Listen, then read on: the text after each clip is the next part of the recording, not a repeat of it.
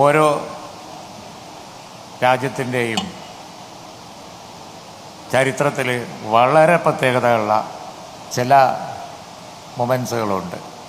കേരളത്തിൻ്റെ ചരിത്രത്തിൽ ഏറ്റവും പ്രാധാന്യമുള്ള ഒരു നിമിഷത്തിലാണ് നമ്മൾ സാക്ഷ്യം വഹിച്ചുകൊണ്ടിരിക്കുന്നത്.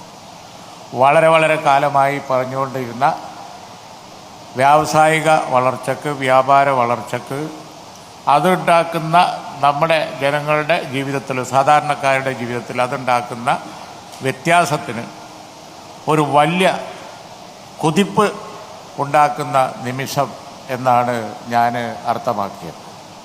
ജസ്റ്റ് നൗ ബഹുമാനായ CM ഫ്ലാഗ് ഓഫ് ചെയ്തത് 2 ട്രക്ക് ലോഡ് കേരളത്തിൻ്റെ സാധനങ്ങളാണ്.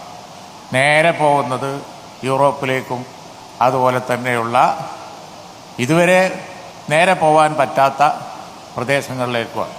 എന്ന് പറഞ്ഞാൽ നാളെ നമുക്ക് നമ്മുടെ ക്യാഷ് പോവും, കയറ് പോവും, ഹാൻഡ്ലൂംസ് പോവും.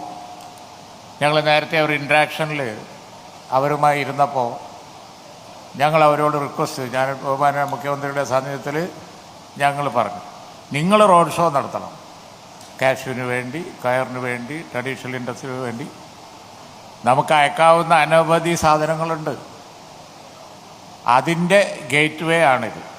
നമുക്കറിയാം ദുബായ് പോർട്ട് ആ UAEക്ക്, ദുബായിക്ക്, ഗൾഫ് കൺട്രീസിന് ചെയ്ത മഹത്തായ കാര്യം നമുക്കറിയാം. ഇന്നിപ്പോൾ ഹോർമൂസിൽ ചെറിയൊരു തടസ്സം ഉണ്ടായപ്പോൾ, ഒരു മൊമെൻ്റ് വ്യത്യാസം ഉണ്ടായപ്പോൾ അവിടെ ഉണ്ടായിക്കൊണ്ടിരിക്കുന്ന വലിയ ആശങ്ക നമുക്കറിയാം. അവിടെയുള്ളവർ വിഴിഞ്ഞം പറ്റുമോ എന്ന് നോക്കുകയാണ്. കാരണം വിഴിഞ്ഞത്തുനിന്ന് എളുപ്പമാണ്. The shortest route to Europe, the shortest port to other places. That is what matters. The big cost in export. സാധനത്തിൻ്റെ മാനുഫാക്ചറിങ്ങിൻ്റെ കൂടെ ഓപ്പറേഷൻസിൻ്റെ കോസ്റ്റും കൂടി കൂട്ടുമ്പോഴാണ് സാധനത്തിൻ്റെ വില വ്യത്യാസപ്പെടുന്നത്. അതാണ് ഓയിലിനും മറ്റു സാധനങ്ങൾക്കും അവിടെ സംഭവിക്കുന്നത് എങ്കിൽ നമ്മുടെ സാധനങ്ങൾക്ക് വരാവുന്ന ഓപ്പർച്യൂണിറ്റി, അവസരം അത് കണ്ട് അതിനനുസരിച്ച് നമ്മൾ ഒരുങ്ങിയാൽ വലിയ വ്യത്യാസം ഉണ്ടാവും. ബഹുമാനായ മുഖ്യമന്ത്രിയുടെ പുതിയ കേരളം പിറക്കും.